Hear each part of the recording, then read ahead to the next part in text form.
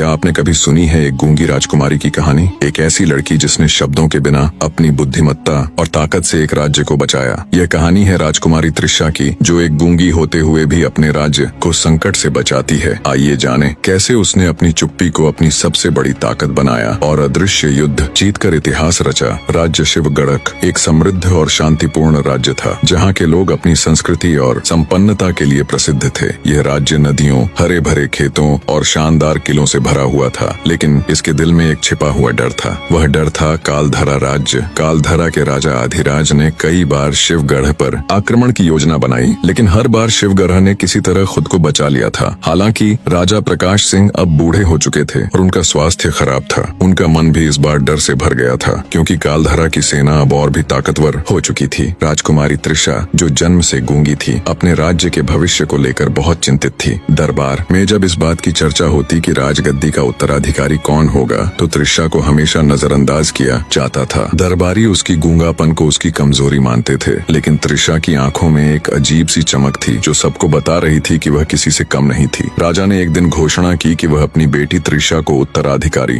नियुक्त करेंगे। यह सुनकर दरबारी हैरान रह गए, लेकिन राजा ने अपनी बात स्पष्ट कर दी। त्रिशा का दिल और दिमाग दोनों बहुत मजबूत हैं। वह इस राज्य की सही नेता बन सकती है। राजकुमारी त्रिशा ने जब यह सुना तो उसे यह जिम्मेदारी गर्व से मिली, लेकिन साथ ही यह समझ भी आ गया कि अब उसे राज्य के लिए कुछ खास करना होगा। कालधरा के राजा अधिराज ने एक दिन शिवगढ़ को फिर से चेतावनी दी कि अगर शिवगढ़ ने कालधरा की शक्ति को चुनौती दी तो युद्ध अपरिहार्य होगा। यह संदेश जब त्रिशा को मिला तो उसने तुरंत राजसभा में अपनी योजना पेश की। त्रिशा ने बिना शब्द कहे सिर्फ इशारों और संकेतों से अपनी योजना बताई। उसने लिखा, हम कालधरा की सेना से सीधे नहीं लड़ेंगे, हम उन्हें उनकी ही कमजोरी से हराएंगे। राजसभा के लोग हैरान हो गए, क्योंकि उन्हें विश्वास ही नहीं हो रहा था कि त्रिशा, जो गूंगी थी, इतनी बड़ी योजना बना सकती है। राजकुमारी त्रिशा ने इस योजना को पूरी तरह से गोपनीय रखा और राज्य के सैनिकों को एक नई दिशा में तैयार किया। उसने अपनी सेना को यह आदेश दिया कि वे कालधरा के आक्रमण की तैयारी न करके उसकी सेना को भीतर से कमजोर करने के उपायों पर ध्यान दें। वह जानती थी कि कालधरा की सेना बहुत बड़ी है,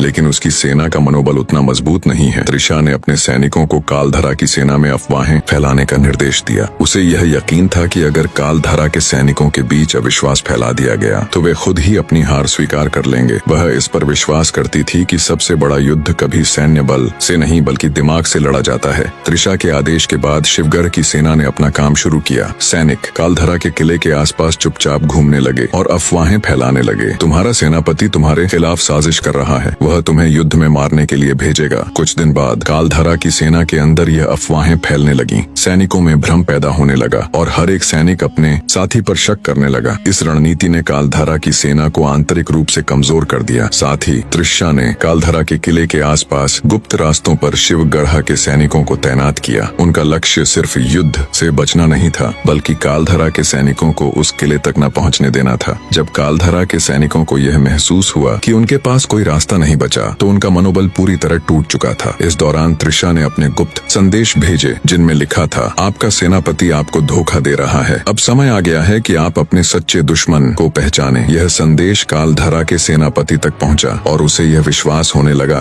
कि उसकी पूरी सेना उसके खिलाफ हो गई है। कालधरा के सेनापति ने अपना पूरा ध्यान अपनी सेना को फिर से एकजुट करने में लगाया, लेकिन इस समय तक बहुत देर हो चुकी थी। शिवगढ़ के सैनिकों ने कालधरा के गुप्त रास्तों को पूरी तरह से बंद कर दिया था और अब कालधरा की सेना के पास केवल एक ही रास्ता था, वापस लौटना। शिवगढ़ की दीवारों पर विजय ध्वज लहरा गया। राज्य में खुशी का माहौल था, लेकिन त्रिशा का चेहरा गंभीर था। वह जानती थी कि यह केवल एक छोटी सी जीत थी और अगला संकट कहीं और छुपा था। अगले दिन त्रिशा को एक गुप्त पत्र मिला। उस पत्र में लिखा था, तुम्हारी अगली लड़ाई तुम्हारे राज्य से नहीं, तुम्हारे अतीत से होगी। यह संदेश राजकुमारी त्रिशा को सख्त चिंता में डाल गया। वह जानती थी कि उसके अतीत में कुछ ऐसा छुपा है जिसे वह किसी से नहीं कह पाई थी। क्या वह अब तैयार थी अपनी छिपी हुई सच्चाइयों का सामना करने के लिए? क्या उसका अतीत अब उसे अपनी अगली लड़ाई में रोक पाएगा? यह कहानी यहीं खत्म नहीं होती। त्रिशा की लड़ाई अभी खत्म नहीं हुई है और उसके अतीत में छुपी हुई सच्चाई उसे फिर से एक नई परीक्षा में डालेगी।